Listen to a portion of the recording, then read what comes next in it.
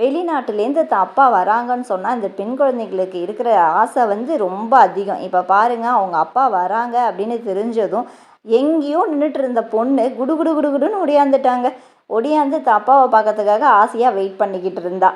இங்கே பாருங்கள், இது அதான் அந்த பையனுங்களுக்கு வந்து பொறுப்பு ஆட்டோமேட்டிக்காக அந்த பொறுப்புன்றது அந்த பசங்களுக்கு வந்துடும் போலுக்கு. இந்த பொண்ணுங்க தான் இருக்குது.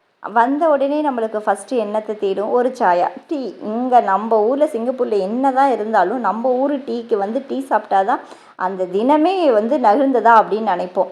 இதில் ஃபஸ்ட்டு ஐசிசி பேங்க் ஏடிஎம்மில் போயிட்டு காசு எடுத்துகிட்டு வந்துட்டு இப்போ காமிச்ச பார்த்தீங்களா, அந்த போர்டில் தான் நம்ம ஃப்ளைட்டு டீட்டெயில்ஸ் எல்லாம் காமிப்பாங்க. தாமதமாக இல்லை குறித்த நேரத்துக்கு வந்திருக்கா அப்படின்னு சொல்லிட்டு.